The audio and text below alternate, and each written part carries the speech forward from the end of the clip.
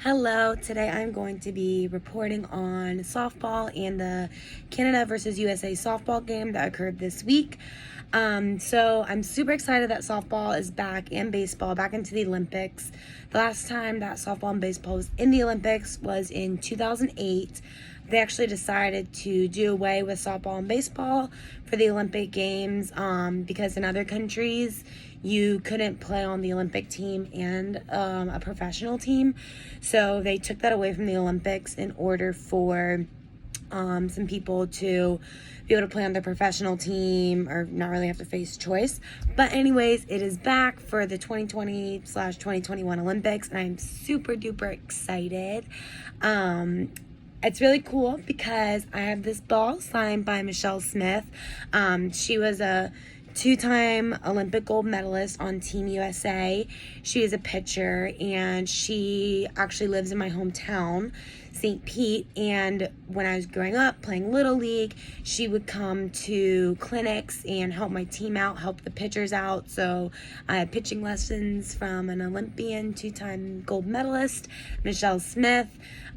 Interestingly enough, this past December, she had a young girl from Philadelphia who was being recruited for softball.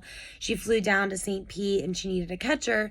So small world with softball and travel ball. My coach, one of my old coaches, reached out to me, and I caught a hit or a pitching lesson that Michelle Smith gave. So I got to see her about 10 years later. I showed her old picture we had together. So anyways, I'm really glad it's back. As for the Canada versus USA game, that was a win for USA, and it was super awesome because Monica About, who is the pitcher, she went to Tennessee, played for the Volunteers, and she's 6'3". She's a beast. She's awesome. So good at softball. Great pitcher. She pitched a one-hit shutout. So a shutout is when no one scores on the opposing team. So Canada did not score any points, and USA won, obviously. And she only gave up one hit, which is crazy. She struck 9 batters out in the Olympic Games, which is just ridiculous to think about. Another reason that watching that game was so cool was because Coach Lonnie Alameda, who is the head coach for Florida State softball, the NCAA team just recently went to Women's College World Series and was the runner-up. She is the pitching coach for them. So I personally have some ties to the NCAA team and Coach Lonnie because for a semester I was a bullpen catcher and a team manager for the FSU team. So I had mornings where I would catch Lonnie's pitchers, and she would help me with some catching things for my own good and my own team as I play for the FSU club softball team. So that was fun to work with her pitchers, hear what she had to say, and I would take some of the tips she gave to her Florida State pitchers, bring them to my club pitchers. But watching her on TV was really cool because she was just at in Oklahoma City, and now she's in Tokyo and representing Canada. And then, so one thing that's kind of been tricky with watching softball is that the game times are really early in the morning. So 1:30 in the morning is the typical time. And then there's been a 7 a.m. game. So I'm waiting for those middle of the afternoon games, that I don't think that's really going to happen because of the time difference. So recording right now is my best friend, or just kind of streaming it on my phone before I go to bed, and then I'll look up the score in the morning. But then what's really awesome that I learned about the USA softball team is that they are 152-13 over their record career history of the team. So that tells you a lot about the program, a lot about the players from USA, a lot about softball in USA. We have a very, very solid team throughout all these years.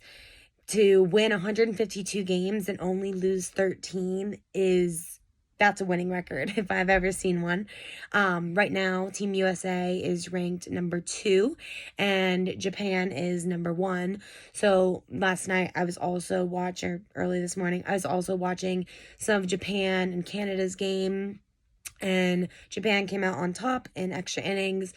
but they are definitely the team to beat, and I predict that it will be Team USA versus Japan, which I think will be a really good game, since we have Monica, and then they have some really solid hitters, and they're very fast on the bases.